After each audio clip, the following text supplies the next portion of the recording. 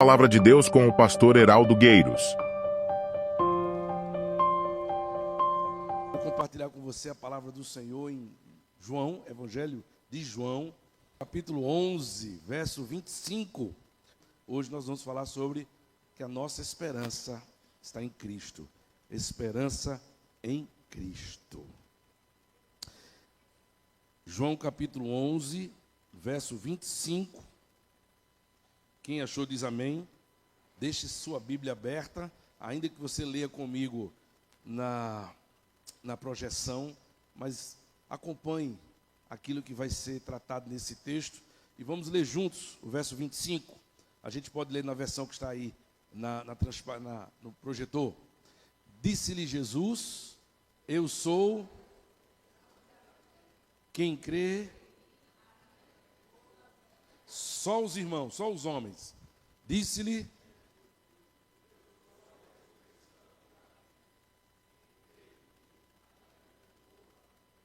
agora as mulheres que leem sempre muito melhor. Vamos lá, meninas. Disse-lhe: olha aí, é diferente, né? Que espetáculo. Todo mundo junto agora. E disse-lhe: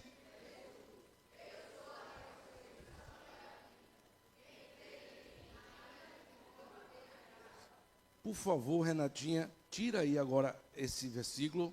Aonde ele está? E o que é que ele diz?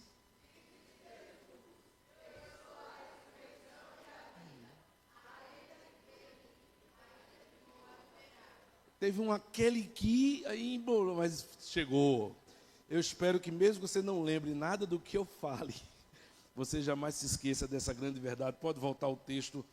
Quem aqui pode lembrar do momento mais difícil que você já passou na sua vida? Quem consegue lembrar um momento assim, que houve uma revolta profunda, uma tristeza profunda talvez, um susto profundo, ou um medo profundo, um desespero de você não perder o seu chão, de você não ter norte, de você não saber se vai para a esquerda, direita, se fica, se vai. Quem pode lembrar de um momento em que você viu seu tapete ser puxado, uma cama de gato empurrado você caindo no precipício? Aqueles momentos na vida que você diz: não é possível que possa piorar. Aí no dia seguinte piora. Quem já passou por uma situação assim? Quem está passando por uma situação assim? Complicado, né? Essas duas irmãs, porque o texto fala da história de 3 irmãos. Um está morto. E tem 2 irmãs aqui profundamente desesperadas, vivendo o pior momento das suas vidas, vivendo a maior tragédia que se abateu sobre a sua casa. Você olha para o texto e você vai ver a história de 2 irmãs que têm uma salada mista de sentimento, de dor, de decepção, está tudo misturado. Por quê? Vamos entender. Elas acabaram de perder não, já faz 4 dias que perderam o seu irmão, o seu único irmão. Elas agora se veem sozinhas. Jesus sempre passa pela casa desses 3 irmãos.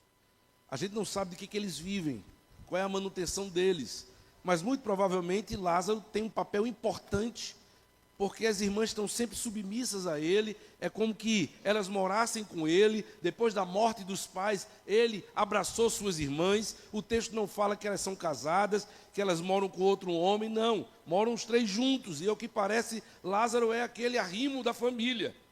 É o sustento, é o homem da casa. E morreu. Você pode imaginar o que é uma pessoa que tem toda a sua confiança, sua esperança, seu companheirismo, seu apoio. Às vezes é o cônjuge que tem na esposa, às vezes é a esposa que tem no marido, às vezes os filhos têm nos seus pais. Morreu, acabou. Você acorda agora se vendo só para tocar a sua vida, da qual você era totalmente dependente daquela pessoa. Entendendo um pouco melhor a morte de Lázaro, é uma morte sofrida, porque a Bíblia não diz que ele morreu repentinamente. A Bíblia nos dá conta de que ele adoeceu e foi piorando. E aí não tinha tratamento que desse jeito. E é o que você percebe, é que quando estava numa situação assim, Tipo, a medicina diz não tem mal o que fazer, eles mandam chamar Jesus. Dá tempo de mandar chamar Jesus. Foi uma morte sofrida, desgastante, progressiva.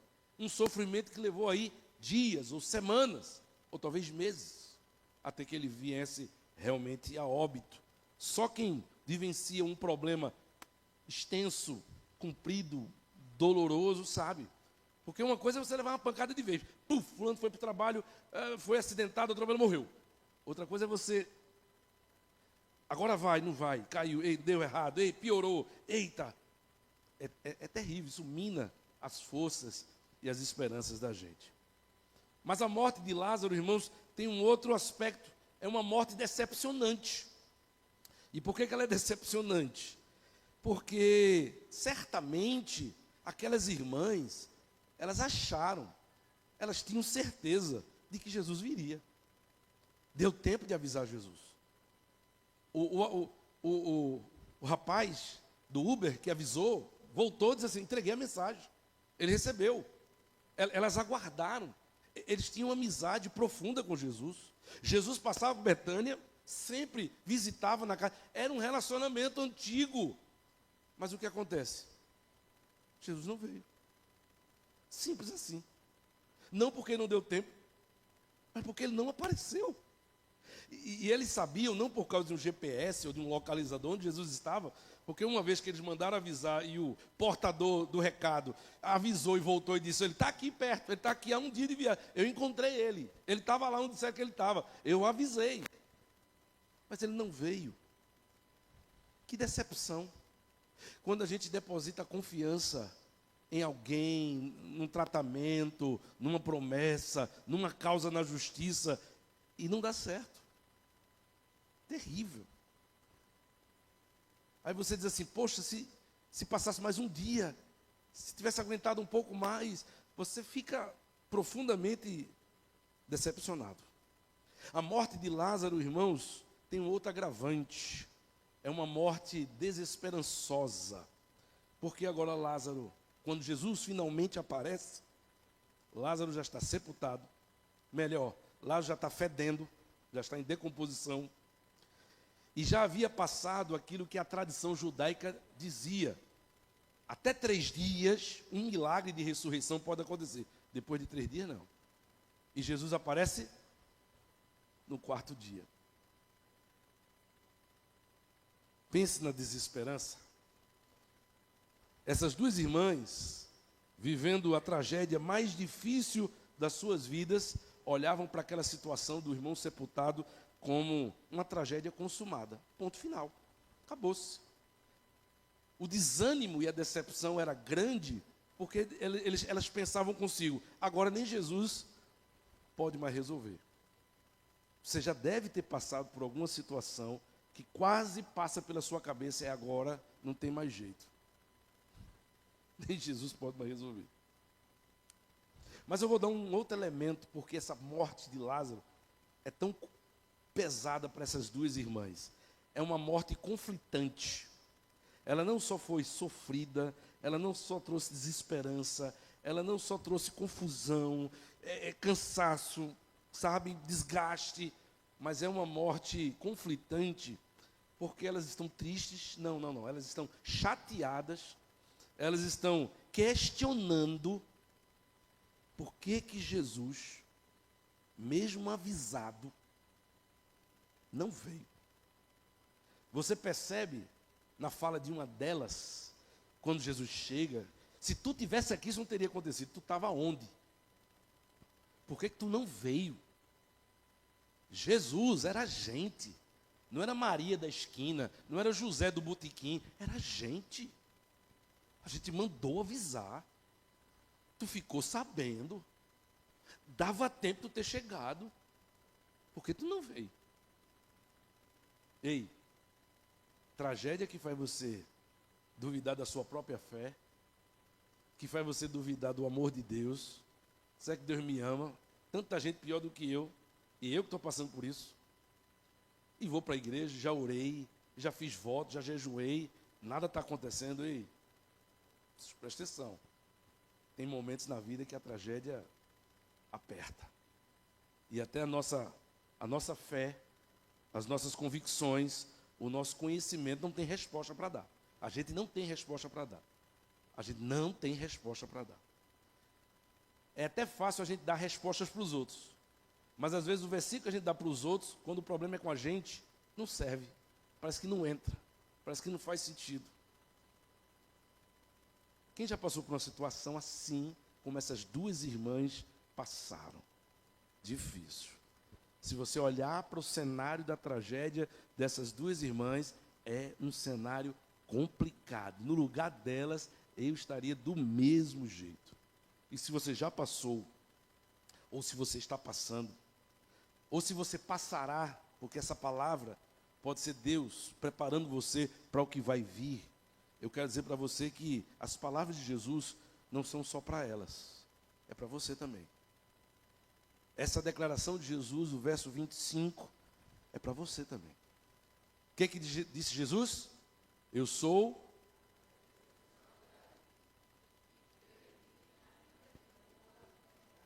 Essas duas irmãs estão vivendo a pior tragédia de suas vidas. Aí Jesus está dizendo para elas, neste nível de tragédia, não perca esperança em mim. Continue tendo esperança em mim. Mas morreu. Mas continue tendo esperança em mim. Mas já faz 4 dias. Está sepultado. Está fedendo. A medicina não pôde resolver. A gente avisou, o senhor não chegou na hora. E Jesus está dizendo para essas irmãs, continue tendo esperança em mim. Quem crê em mim, viverá.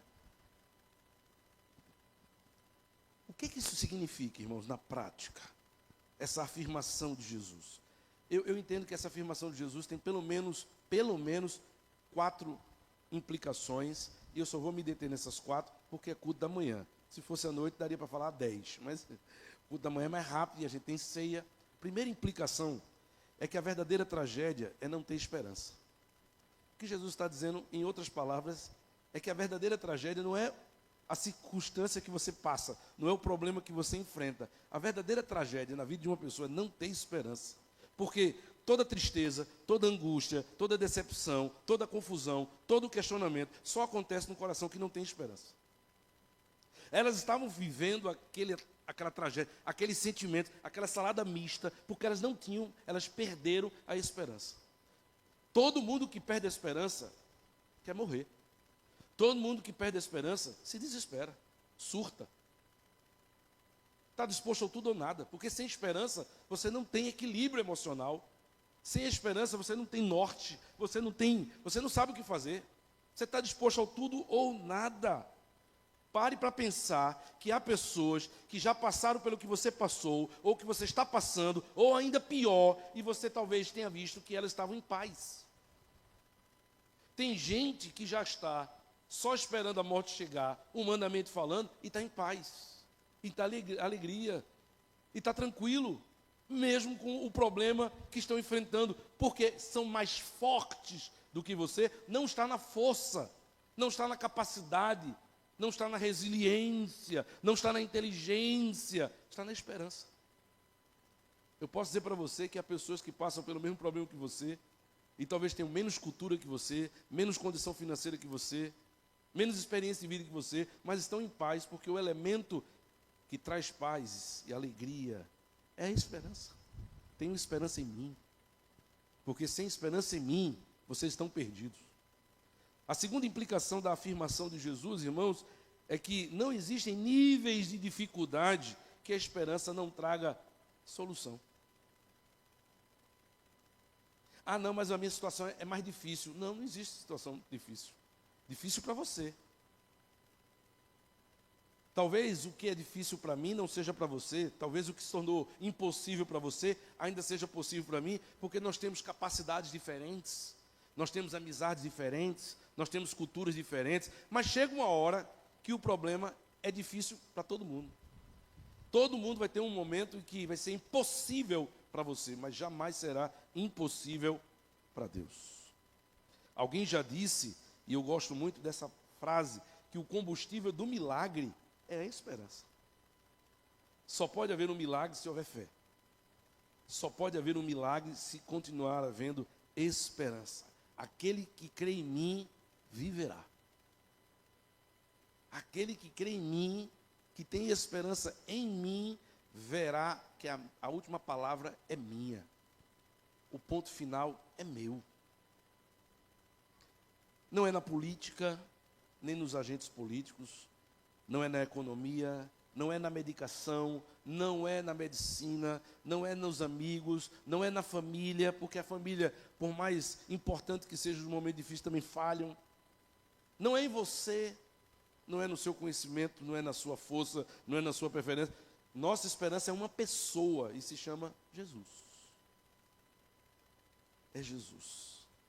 Apenas Ele tem todo o poder e usa quem quer. E faz como quer. E surpreende você quando todos os seus diagnósticos e prognósticos e planos e caminhos dão errado, aí o dele é muito mais certeiro.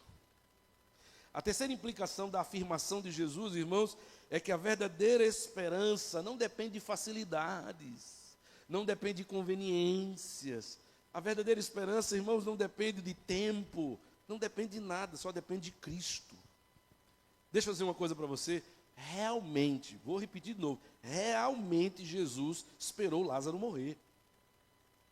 O que era uma dúvida ainda para elas, era certeza. Jesus recebeu a notícia e esperou Lázaro morrer. Ainda digo mais, esperou Lázaro ser sepultado. E vou mais adiante, esperou passar os 4 dias. Jesus esperou mesmo. Porque ele sabia o que ia fazer. Porque ele queria que um milagre fosse ensinado para elas, que não foi porque a tradição judaica dizia, Jesus está acima de qualquer tradição, de qualquer igreja, de qualquer denominação, de qualquer religião. Jesus é Jesus. Ele é o Senhor de todas as coisas. Elas pensaram, se ele chega antes de já Lázaro morrer, Lázaro vive. Ou talvez pensaram, morreu, mas se ele chega ainda hoje, ele vive. Aí tiveram que sepultar, e talvez elas pensassem, mas se ele chegar ainda em 3 dias, dá tempo, resolve o problema. Tudo que elas, talvez, humanamente, na esperança, pensaram, Jesus foi quebrando tudo. E aí, quando elas não esperavam mais, Jesus aparece. Porque não veio antes, porque eu veio na hora certa. Porque eu veio na hora que eu quero. Porque é como eu quero. É como eu faço. É a minha vontade que prevalece. É muito difícil para a gente entender isso. A gente não quer entender isso. Humanamente falando, é desconfortável a gente colocar nas mãos de Jesus coisas que a gente não consegue resolver ou que não foram resolvidas no tempo e da forma como a gente determinou. A gente tem a capacidade de tentar facilitar. A gente quer facilitar. A gente dá uma entrada, a gente faz um jeito, a gente faz um lançamento, a gente faz um investimento e diz assim, aí ó, eu já ajudei, eu abri as portas, Jesus fecha as portas. Porque diz assim, não é como você quer. A tragédia, irmãos, ela vem para trabalhar na vida da gente. A tragédia vem para trabalhar na vida de todos os crentes. Não é só para trabalhar na vida de uns ou de outros. É para trabalhar na vida de todos. Uma tragédia que vem sobre você é para tratar e trabalhar a vida da família toda. E dos amigos próximos. Porque o que vai acontecer com você é um referencial. O que vai acontecer com você vai ser um testemunho para que todas as pessoas que estão à sua volta percebam que Jesus é a nossa esperança. Para que ninguém diga, parabéns, tu é forte, parabéns, tu é inteligente, rapaz, tu é desenrolado. Não. Parabéns, viu? Que Cristo extraordinário.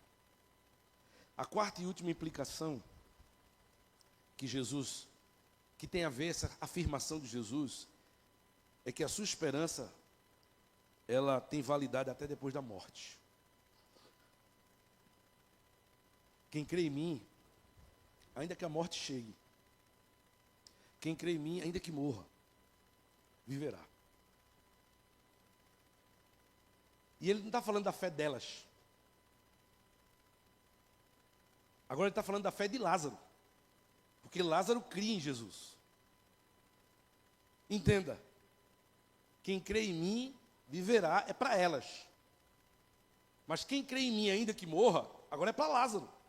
Porque Lázaro morreu crendo. E mesmo que você não veja as promessas de Deus e o milagre de Deus, a morte não anula os resultados da sua fé. Pode ser que de fato Deus não permita que você veja o que você creu e orou. Mas se você creu e orou, mesmo que você não veja, Jesus fará. Ainda que morra, viverá. Ainda que não possa mais ver, ainda que não possa mais usufruir. Mas a sua esperança ela é tão extraordinária, ela é tão necessária, ela é tão poderosa, que a morte só dá fim à sua vida, mas não dá fim aos resultados da sua fé. É maravilhoso quando a gente pode ver o resultado da nossa fé em vida. Mas continua sendo maravilhoso saber que o nosso Jesus é fiel, que mesmo que eu morra, vai acontecer. Ele vai cuidar, Ele vai operar, Ele vai agir, porque Ele é um Deus que promete, e o que Ele promete, Ele cumpre. Não significa que aquele que crê, quando morrer, vai ser ressuscitado. Isto aconteceu com Lázaro. Mas isso vai muito mais além do que aconteceu com Lázaro. Isso significa que toda a sua oração, todo o seu serviço, toda a sua fé, toda a sua esperança não pode ser sepultada pela morte. A morte apenas lhe promove para o novo patamar. A morte apenas lhe passa para estar na presença do Senhor. Mas a sua fé, os resultados da sua fé, da sua esperança, continuarão acontecendo. É isso que o autor de Hebreus dirá sobre os heróis da fé que receberam a promessa, que morreram crendo na promessa, mas que não viram ela acontecer. Quem viu foram os seus descendentes. Mas Deus cumpriu a promessa que fez a Abraão, que fez a Isaac, que fez a Jacó. Eles não viram, mas eles obedeceram, eles creram e a promessa se cumpriu. A força, meu irmão, de um cristão está na sua esperança. Você é tanto mais forte para os dilemas da vida, para as tragédias da vida, para os momentos difíceis da vida, quanto é a sua esperança em Cristo. E se o diabo trabalha contra, se ela enfraquece, se ela fragiliza, aí virão problemas simples que vão desestabilizar você. Na vida de pessoas de pouca esperança, não precisa vir um tsunami. Às vezes um vento forte já desestabiliza tudo. A sua esperança é capaz de resistir a um tsunami. Mas tem gente, como dizia um certo político, uma marolinha, às vezes uma brisa, uma situação, já deixa você totalmente descompensado, já deixa você totalmente desestabilizado, porque a sua esperança está fraca, está pequena, está fragilizada.